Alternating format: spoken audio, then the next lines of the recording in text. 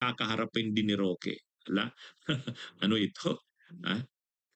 O ngayon, mga kabunyog, mga kababayan, ah, itong si Marcoleta naman, itong si Marcoleta, nag-privilege speech na naman sa Senado. Hmm?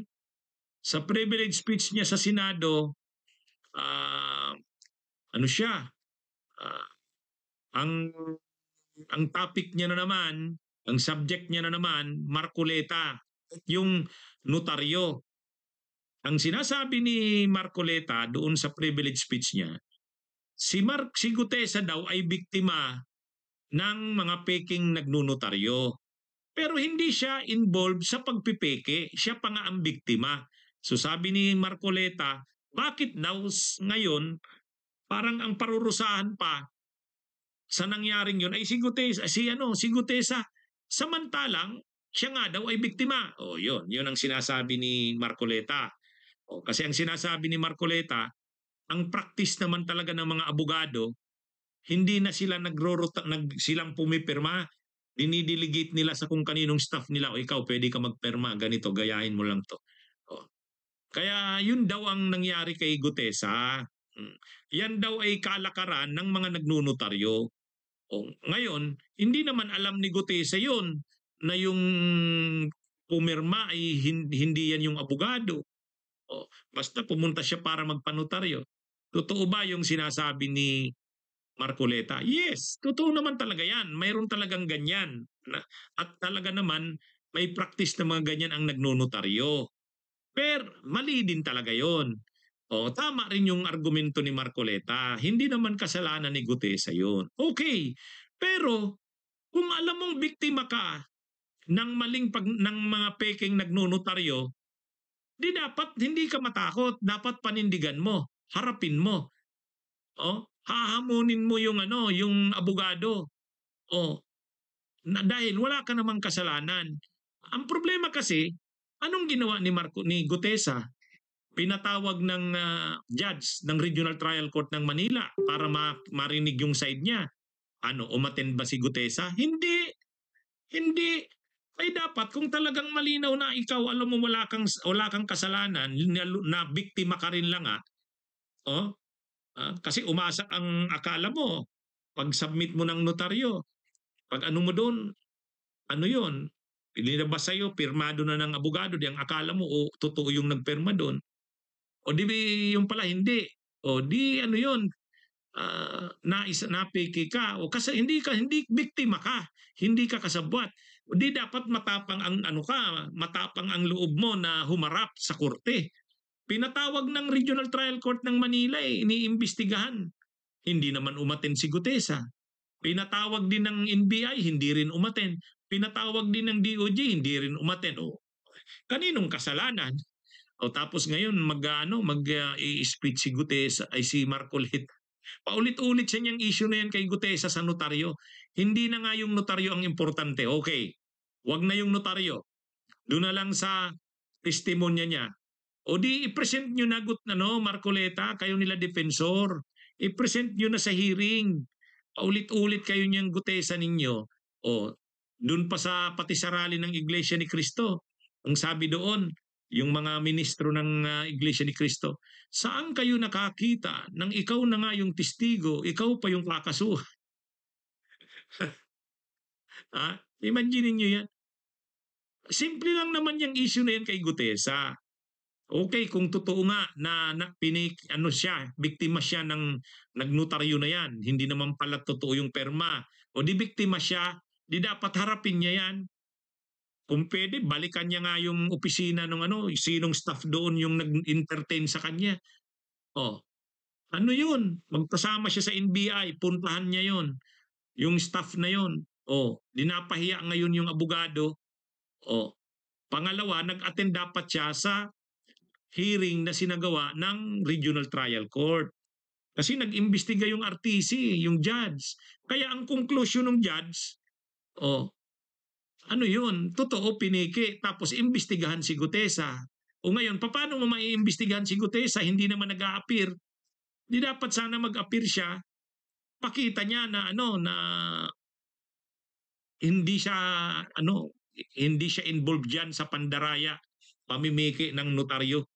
Siya pa nga ang biktima, o ganun dapat. At okay, o sige, itabi na yan tungkol sa notaryo. Yung papanindigan niya na lang yung sinabi niya. Dapat ngayon nandiyan na si Saldico. Pareho sila ng sinasabi, dapat maglakas loob na nga siya ngayon. Mayroon ng hindi na lang siya ang nagsasalita niyan. O dapat na siya, maglakas loob na siyang magsalita palalo, lumitaw na siya. Ay bakit kasi hindi pinapalitaw nila Marcoleta sa kanila defensor? Ang sinasabi nila, hindi rin daw nila alam kung nasaan, sabi ni Marcoleta. Sino namang maniniwala sa ganun? Saka dapat gagawin nila ang lahat, maiproduce si Gutesa para yung testimonya nito ay talagang lumabas. Gusto nilang makasuhan si Romualdez. Sino ang testigo kay Romualdez? Si Saldico. Pero ayaw namang umuwi sa Pilipinas. Sino pa ang testigo? Si Gutesa. Pero ayaw namang magpakita. Paano nyo ngayon makukulong si Romualdez? Gusto nila na mapin down si Romualdez, makulong, mapanagot. May testigo na si Gutesa. May testigo na si Saldico. Pero paano? Di dapat umuwi si Saldico. Ganon din si Gutesa. Dapat lumabas siya. Huwag nang intindihin yan mga notaryo. Hanggang ngayon, notaryo pa rin ang topic ni Marcoleta. Fokusan niya na i-produce si Gutesa at magsalita na. Panindigan yung mga sinabi niya. Yan yun. Tapos pag magrereklamo sila Marcoleta, parang sinusupil daw yung testimonya ni Gutesa. Paano mo sinasabing sinusuppress? Hindi nyo nga pinoproduce eh. I-produce nyo muna. At kapag habang nagsasalita siya, binabara nila Lacson, hindi pinapabuelo, ayun, pwede ka na ngayon magsabi na sinusuppress ang testimonya ni Gutesa. I-produce nyo muna. Yun na muna ang dyan. Okay, mga kabunyog, mga kababayan, magandang araw sa inyo lahat. Yung kanyang signature, yung kanyang pirma, nandyan po ba yung assistant natin para ipakita po natin? Ayan po yung huling bahagi ng dokumentong ninotaryo doon sa opisina ng abogadang babae na ngayon ay tinatalikuran niya ang kanyang pirma.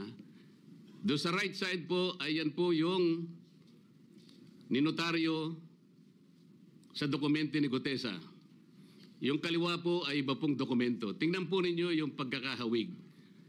Ibig po ba ninyong sabihin, Ginoong Pangulo, yun pong notarial details, yun po yung kulay blue, na kung saan nandyan yung PTR, nandyan po yung MCLE number, nandyan po yung kanyang roll number, yung kanyang address. Nakuha po ba ni Gutesa mula sa opisina ng abogada at in-stamp niya? Pagkatapos po yung detalye na nasa bandang kaliwa na kung saan makikita nyo document number, page number, book number, series of 2025. Makukuha po ba ni Gutesa mula sa libro, mula sa notarial register ng abogado? Paano niya makukuha? Tingnan po ninyo yung kabila, ganun din. Bakit po natin hahanapan ngayon si Gutesa at sasabihin pa natin dahil lamang tinalikuran ng babaeng nagnotaryo ang kanyang pirma?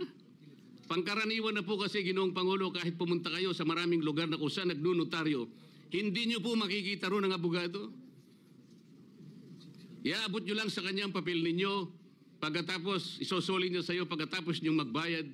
Itatanong po ba ni Ginoong Gutesa, bago siya umalis, tatanungin po ba niya doon sa babaeng kausap niya kung sino man yun, Madam, kayo po bang may pirma nito? Wala pong ganun eh.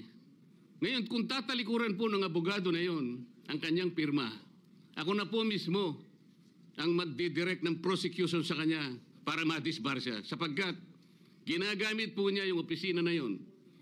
Bunyog, bunyog, halikan na kasama ka. Bunyog, kapag buklod ay may pag-asa. Luzon, Visayas, Mindanao, isa ang pananaw. Sa bagong Pilipinas ang bunyog isisigaw.